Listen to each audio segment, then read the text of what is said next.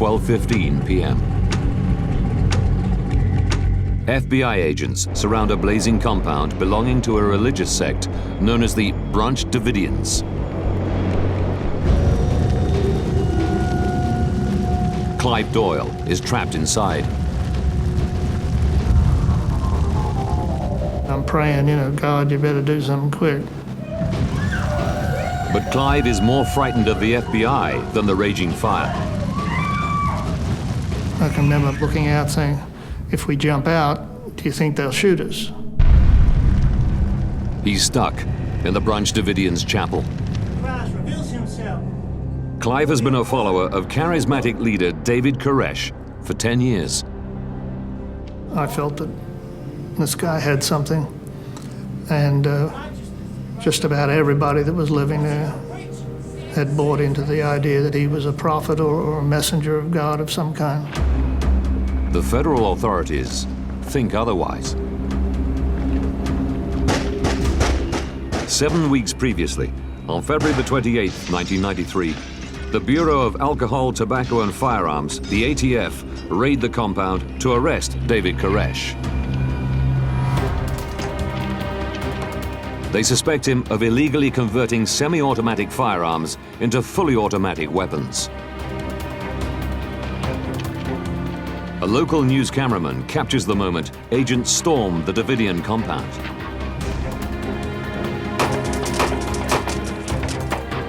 The surprise raid goes disastrously wrong. Koresh and the cult knew they were coming. They're shooting at us in Mount Carmel. Mount Carmel? Yeah, tell them there are children and women in here and to call it off. In a deadly firefight, 4 members of the ATF and 6 cult members are killed. Koresh is shot in the attack. But he refuses to give himself up. With ATF agents dead, federal law dictates the FBI must take command of the situation. Their lead negotiator is Byron Sage. I actually first heard about the incident as I was getting ready to go to church with the family. Phone rang, my boss down in San Antonio immediately said, there's been a raid that's gone horribly awry. 4 agents are believed to be dead, 16 wounded. Get to Waco as soon as you can and assist with the negotiations. This is Byron Sage from the FBI again. Can I talk to David? At first, the FBI plays it softly, successfully negotiating the surrender of 14 adults and 21 children. But a hard core of Davidians have refused to budge. Sage sends the Davidians a video camera so he can get a clear idea of the people he's dealing with. ATF, you boys are wrong. Your practices, your habits, yeah. And pushing people around with guns. Hey, I'll meet you at the doorstep any day. And somebody will get hurt. If you want to keep playing that game, I'm talking to you. Somebody's going to get hurt. 6:31 a.m. Byron Sage continues to urge sect members to come out. I said, we're not entering your compound. This siege is over. You are under arrest. You can stop this at any time by giving us a signal that you're prepared to exit. But the Davidians aren't moving. The FBI used the tanks like battering rams. The Davidians watch as their home is bulldozed around them.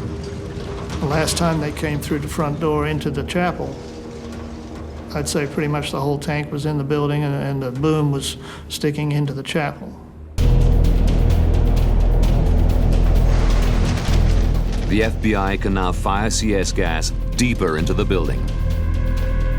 David gave instructions for the women to bring the children downstairs and put them in the vault.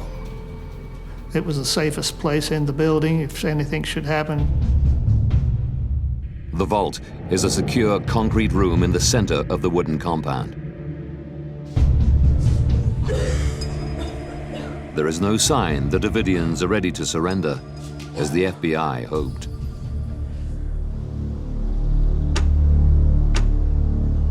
Then the FBI spot flames in the compound.